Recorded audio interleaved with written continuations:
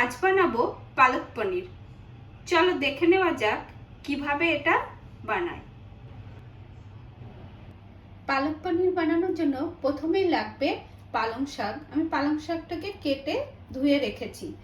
আর লাগবে পনির, যেটাকে আমি একটু গরম জলে নুন দিয়ে ভিজিয়ে রেখেছি। পেঁয়াজ, আদা, রসুন, টমেটো। আর লাগবে হলুদ গুঁড়ো, লবণ, লঙ্কার গুঁড়ো, গরম মশলা আর ধনে গুঁড়ো আর জিরে গুঁড়ো। চলো দেখে নেওয়া যাক কিভাবে এটা বানায়। প্রথমেই আমি পালং শাকটাকে একটু গরম জলে দিয়ে ভাপিয়ে নেব। খুব বেশি পালং শাকটাকে সিদ্ধ করা যাবে না, তাহলে পালং শাকের যে কালারটা থাকে সেটা নষ্ট হয়ে যাবে। এবার কড়াইতে কিছুটা তেল গরম করে আমি তার মধ্যে গোটা গরম মশলা, তেজপাতা, শুকনো লঙ্কা আর একটু জিরে ফোড়ন দিয়ে পেঁয়াজটা দিয়ে দিয়েছি। এবার পেঁয়াজটা একটু লাল করে ভেজে নেব।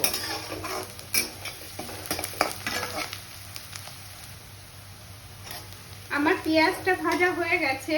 এবার আমি একটা পেস্ট বানিয়ে নিয়েছি, আদা, রসুন আর টমেটো। সেই পেস্টটা এর মধ্যে এবার দিয়ে দেবো।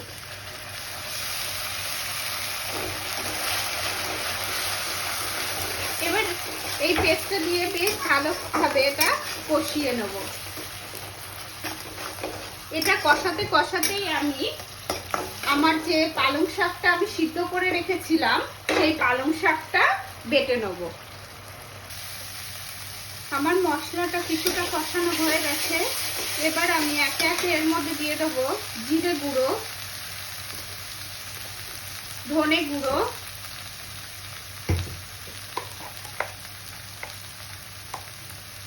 কাশ্মীরি লঙ্কার গুঁড়ো আর একটু হলুদ গুঁড়ো।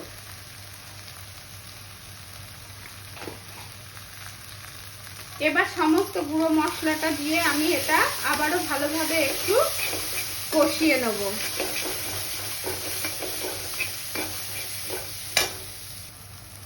আমার মশলাটা কষানো হয়ে গেছে। এবার এর মধ্যে আমি দিয়ে দেবো পরিমাণ মতো লবণ আর গরম মশলা।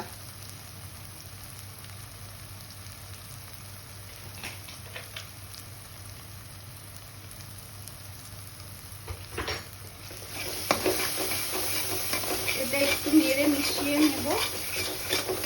তারপর এর মধ্যে দিয়ে দেবো আমি পালং শাক, যেটা আমি বেটে রেখেছিলাম।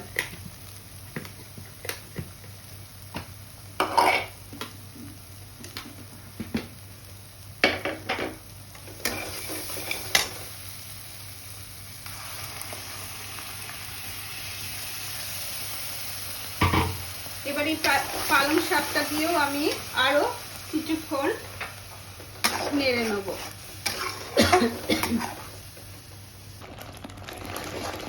পালং শাকটাকে বেশ কিছুক্ষণ নেড়ে রান্না করে নিতে হবে, না হলে কিন্তু পালং শাকে কাঁচা গন্ধ থেকে যাবে। আর কাঁচা গন্ধ থাকলে কিন্তু এটা খেতে ভালো লাগবে না। তাই বেশ খানিকক্ষণ এটাকে মশলার সঙ্গে মিশিয়ে রান্না করে নিতে হবে।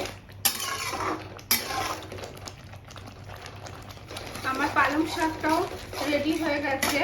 এবার আমি নুন জলে যে ভিজিয়ে রেখেছিলাম সেই পনিরটাকে দিয়ে দেবো। তারপর পনিরটাকে মিশিয়ে নিয়ে আমি যে পালং শাক সিদ্ধ করার যে জলটা ছিল সেটা একটু দিয়ে এটা একটু ফুটতে দেবো।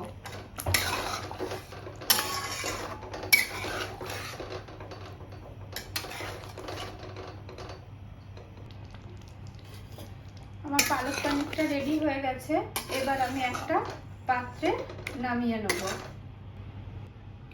আমার পালক পনির রেডি হয়ে গেছে।